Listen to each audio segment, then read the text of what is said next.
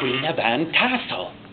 And, well, Ichabod, however, believed he had the hand up on courting Katrina. See, not only was Ichabod schoolmaster in Sleepy Hollow, but he had taken up the position of choir master in the old Dutch church. So Sundays, you'd find him there, thinking with this thin, quavering voice, in Lincoln's sweetness long drawn out, that he was carrying the palm away from the parson. But when services were done, it meant Ichabod Crane could, under the guise of a singing lesson, Katrina, escort the young heiress right down to the Van Tassel's estate. They would sit on a bench overlooking the Tappan Zee, and they would be knee to knee. And, why, Katrina's father, Baltus, he would be in the next room, paying no more attention to this than he would pay attention to his pipes. And, why, Mrs. Van Tassel, she wasn't much better. Why, she would say things like, well, now listen, ducks and geese are foolish things, and they need looking after, but my Katrina, she can take care of herself. Indeed, Ichabod would carry on with the singing lesson. Now, Katrina, sing after me. In Lincoln's sweetness long drawn out. Your turn, my popinjay. All right, Ichabod, how does this sound? In Lincoln's sweetness long drawn out. What do you think, Ichabod? Oh, Katrina, it's a rhapsody. Why, even the lark will be jealous of thee. Hey, you know who was jealous? Abraham Van Brunt. He had watched this Sunday singing lesson go on week after week, till finally, Ichabod Crane! He couldn't take it any longer. Ichabod Crane, get your scrawny self over here. We are going to settle our differences once and for all. With a manly round of fisticuffs. Come on, put 'em up, put 'em up. I'll double you up and stick you on a shelf. Come on, come on. Woo!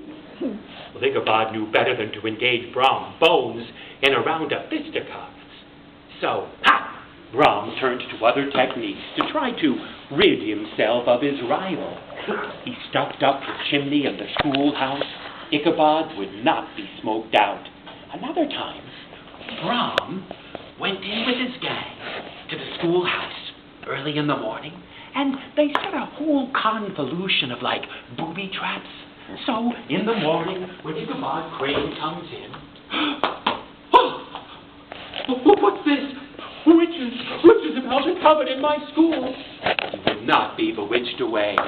Brom even trained a dog to bay in a ludicrous way whenever Ichabod would give his singing lesson. Now, Katrina, sing after me.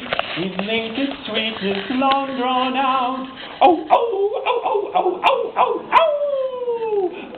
Katrina, what was that? Oh, it's Brom Bones' dog. He's taken a singing lesson, too. And on went this rivalry. Well, at length, things came to a head. 'Twas one splendid autumnal day, like the one we enjoyed upon this day. And in the schoolhouse, there had just been some appalling display by the birch rod, and Ichabod presided over an entire treasure trove of confiscated toys, like some greedy lord potentate. I want that whirligig right up over there. It's at a dolly. Put it over there, too. Do you have a ball and jacks? I want that on my way. Bump, bump, bump, bump, bump.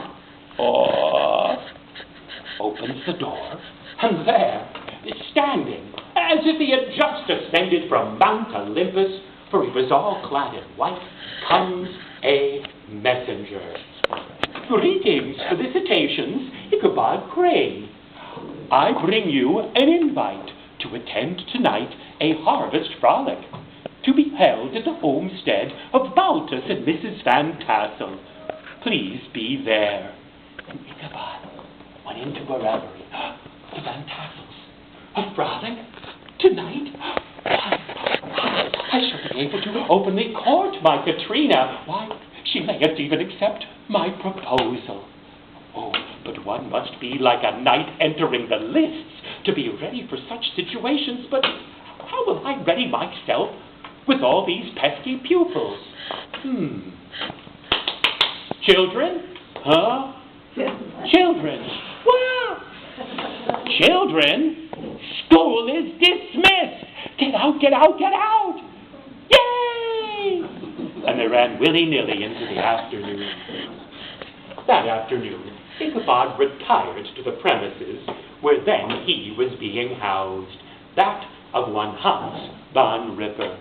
And Von Ripper provided Ichabod with a little room, and Ichabod went in there, and he put on his fine neck stuff, pulled his hair back into a queue, and in a bit of a looking-glass, practiced the faces men will use to charm the ladies, you know.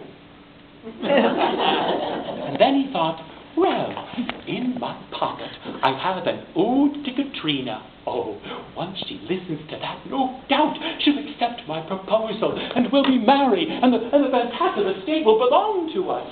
Well then, it seems all this good knight needs is a goodly steed.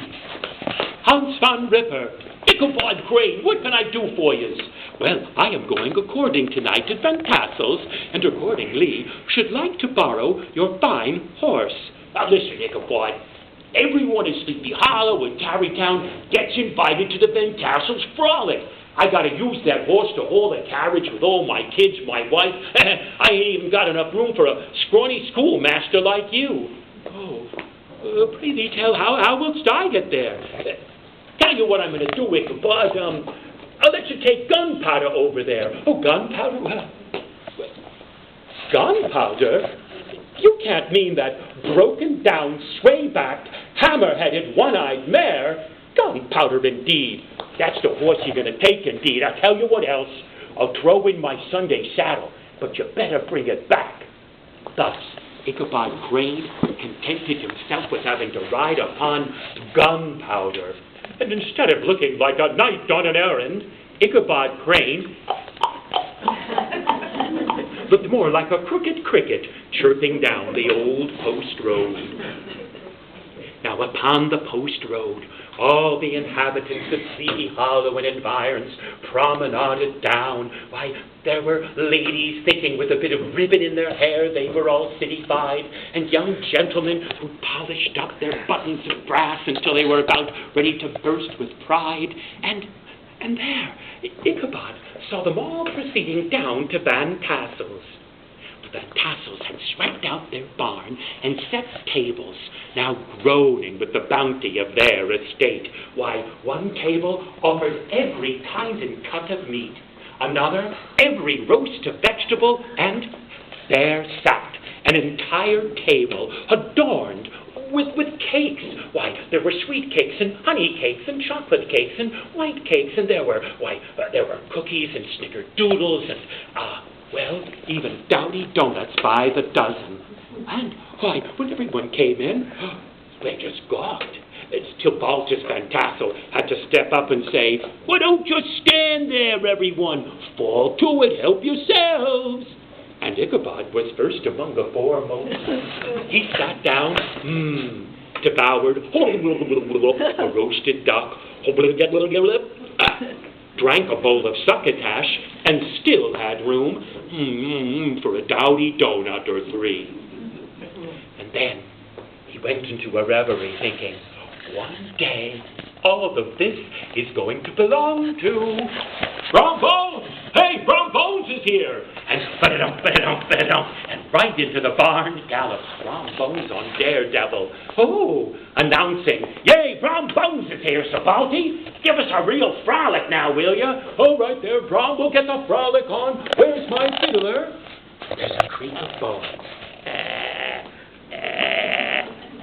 And up comes a decrepitly old fellow, and he's all weazened and white, and he produces a violin, which is as old and battered as is he. But when this fellow touches bow to string,